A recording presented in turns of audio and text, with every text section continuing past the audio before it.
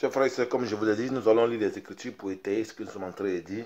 Parce que cet apôtre de Paul là, quand on lit les Écritures, on dit Pierre avait sa belle-mère. On dit celui-ci avait sa belle-mère, mais il y a un seul apôtre, lui, qui est resté comme les prêtres. C'est-à-dire quand vous voyez un prêtre qui porte serment, quand vous voyez les prêtres, aujourd'hui vous voyez les prêtres, comment est-ce qu'ils se comportent? Ils sont obligés de violer, de pédophilie les enfants qu'on les amène dans les cathédrales. Mais c'est comme ça que l'apôtre Paul était. Parce que lui, toute sa vie, durant toute sa vie sur cette terre, il dit qu'il n'a jamais connu de femme.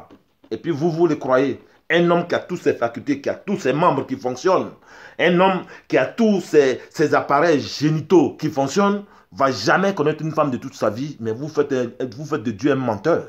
Et c'est pour cela que, comme vous faites de Dieu un menteur, comme Dieu, le Dieu de notre race, Admanga n'est pas menteur, il vous confond. Et c'est pour cela que les prêtres arrivent à pouvoir violer et pédophilie les enfants. Et c'est ce que l'apôtre Paul était, parce que lui, il dit qu'il n'a jamais connu de femme. Et c'est lui qui parle des femmes. Lui qui n'a jamais connu de femme, mais c'est lui qui parle des femmes. Que les femmes se taisent dans les assemblées. Avec une certaine atrocité, avec une certaine violence, avec une certaine machociste. Pourquoi? Parce que les Caucasiens, l'homme blanc, lui, sa culture, il est macho. Parce que comme il est frustré de génération en génération dans son être intérieur, alors il a réduit la femme en néant. C'est pour ça que vous allez voir sur tous les panneaux, vous allez voir la nudité de la femme n'est pas considérée, il y a les miss, il faut que la femme se déshabille, il faut qu'il voit la femme nue, afin que lui il puisse se réjouir pour dire qu'il est homme, parce qu'il ne valorise pas la femme. Or, chez nous, à Katiopa, la femme avait de la valeur, on respectait les femmes, elles étaient des princesses, elles étaient des reines, même il y avait des armées qui étaient constituées de femmes. Et alors, qu'est-ce que vous allez me dire de plus? On connaissait la valeur de la femme. On connaissait la valeur noire. La valeur noire de la femme noire. Ce n'est pas cette valeur qu'aujourd'hui on nous propage aujourd'hui. Il faut que nos filles se déshabillent. Elles s'habillent. Quand elles s'habillent, tu les vois, elles sont toutes nues. Pourquoi? Parce que c'est l'homme caucasien, l'homme blanc qui l'a déshabillé. C'est l'homme blanc qui l'a rendu, qui l'a réduit à ce stade de néant. Il a vilipendé nos mères. Il a vilipendé nos mères, nos sœurs. Aujourd'hui, la femme n'est rien qu'un objet sexuel. Elle est que là pour un objet sexuel. Pour pouvoir trouver du boulot, il faut qu'elle se déshabille. Pour pouvoir faire des publicités, il faut que la femme se mette nue. Pour une publicité de yaourt, il faut que la femme se mette nue. C'est quoi ça? Et c'est de ça que nous parlons.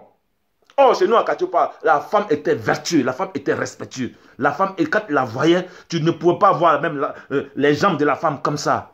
Mais aujourd'hui, ce modèle dans lequel nous avons adopté et que tout le peuple noir a adopté a rendu la femme vulgaire.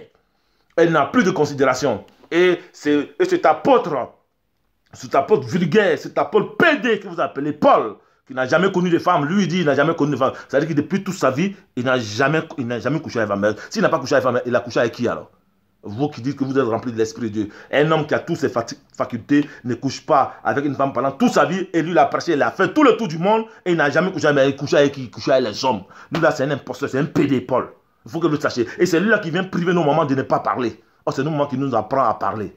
Nous allons lire les Écritures pour étayer. Éphésiens chapitre 15, verset... Éphésiens 1 Corinthiens. Excusez-moi. 1 Corinthiens chapitre 14, verset 34. Que les femmes se taisent dans les assemblées, car il ne leur est pas permis d'y parler, mais qu'elles soient soumises selon que le dit ainsi la loi. Car les femmes ne doivent pas parler dans les assemblées. Il ne les est pas permis de parler dans les assemblées. Donc, selon que dit la loi, nous allons voir ce que la loi dit. Ce que dit la loi, dans la loi, c'est dans Genèse chapitre 3, verset 16. On va aller voir ce que Genèse chapitre 3, verset 16 dit dans la loi. Pour que Paul puisse prendre, il est le seul qui a dit que les femmes se taisent dans l'assemblée. Et tout le monde a pris cette parole pour faire la parole de l'humanité. Et lui qui ne connaît même pas la femme, lui qui n'a jamais connu une femme, c'est lui qui sait que les femmes doivent se taire. Il a un problème avec les femmes. Et nous devons régler ce problème. Paul, il a un problème. Paul, là, il a un problème avec les femmes. Et les femmes aujourd'hui m'ont mandaté de pouvoir venir. C'est mes arrière-grand-mères à qui il a opprimé, à qui il a rendu un objet sexuel, m'ont mandaté de venir lui mettre hors d'état de nuit et le dévoiler, lui, en tant que pédophile, lui, en tant que pédé, lui, en tant qu'un voyou de grand chemin, un père esclavagiste. Je suis venu le dévoiler ce matin, l'arracher de notre vie, de la vie des femmes, afin que les femmes puissent s'émanciper, les femmes puissent prier, les femmes puissent parler du véritable Dieu, le Dieu noir. C'est de ça qu'il s'agit. Nous allons voir ce que dit la loi. Genèse chapitre 3, verset 16. Il dit à la femme, j'augmenterai la souffrance de tes grossesses. Tu enfanteras avec douleur et tes désirs se porteront vers ton mari. Mais il dominera sur toi. Il est où le problème? Il est où le problème? C'est de ça que Paul parle ici. Que les femmes se taisent, comme dit la loi. La loi a dit que la femme, puisque la femme a fait ceci, il ne faudrait pas que la femme parle. Il a dit que tes désirs se porteront vers ton mari, ce qui est normal, et celui-ci te dominera. Et il est où le problème? Où est le problème d'enseignement?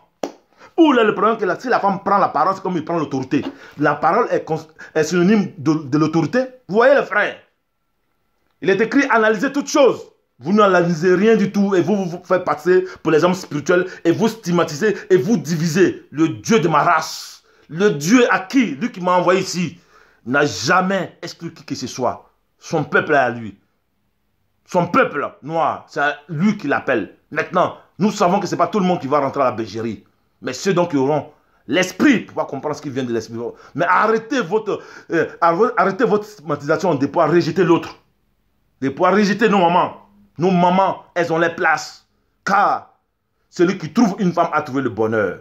Le bonheur se trouve où? Se trouve dans la femme. Alors, si la femme se tait, c'est qu'on nous prive du bonheur.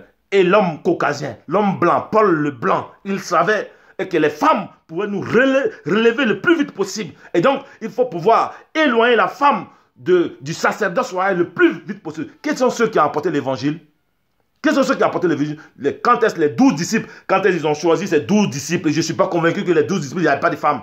Mais je le dis ainsi, quand est-ce qu'ils ont choisi ces 12 disciples?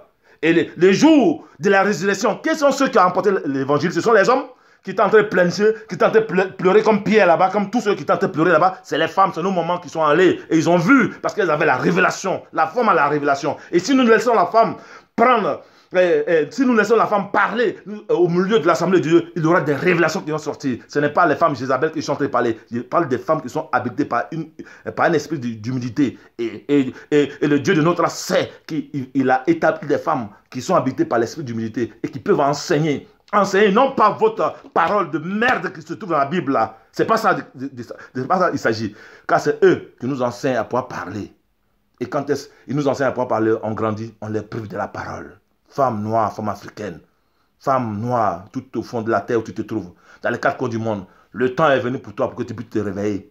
Tu te réveilles pour prendre ta place qui t'a été expropriée. Car ces pères esclavagistes, ces caucasiens, ces démons, ces arabes et tous ces blancs là sont venus pour vous te priver. Parce qu'ils savent que si toi, tu relèves la tête, l'homme relèvera la tête aussi. C'est pour ça que nous disons, notre délivrance vient au travers des femmes.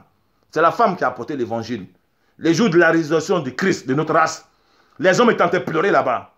Ce sont les femmes qui ont apporté l'évangile. Alors pourquoi ces femmes ne sont pas tues? Pourquoi c'est ce jour-là, Paul, toi qui es rempli de l'esprit, pourquoi tu n'as pas dit que cet évangile que les femmes ont apporté, nous ne devons pas croire qu'ils sont allés le trouver en Galilée? C'est de ça qu'il s'agit. Chers frères et sœurs, ouvrez les yeux et sachez que ce qui est écrit ici, analysez toutes choses, analysez-les et vérifiez. Ces apôtres, ces imposteurs d'apôtres là, nous devons les mettre hors d'état de nuit. C'est de ça qu'il s'agit. Femme bantou, femme kamite, femme noire, lève-toi, ton heure a sonné et prends ta place qui t'est due. Le temps de la parole t'a été accordé par le prophète Enoch parce que Dieu est venu te réhabiliter dans le nom d'Issaïa Congo et personne ne peut te l'arracher. Prêche l'évangile vrai. Prêche Tata Zambé. Prêche Admanga. Prêche Nyamien. Prêche Lagor. C'est de ça qu'il s'agit. Et arrête de te sentir frustré parce que nous sommes tous matriarcats. C'est pour ça qu'on dit la langue maternelle. Celui qui conteste, alors qu'il commence à dire la langue paternelle. Parce que c'est la femme qui est au centre. Et ceux donc qui sont venus nous esclavagiser à cause de la désobéissance de la loi qui nous a été donnée, nous avons désobéi, nous sommes poussés dans ce délit dont nous ne savons même pas qui nous sommes. Le temps est venu de pouvoir restaurer le peuple noir.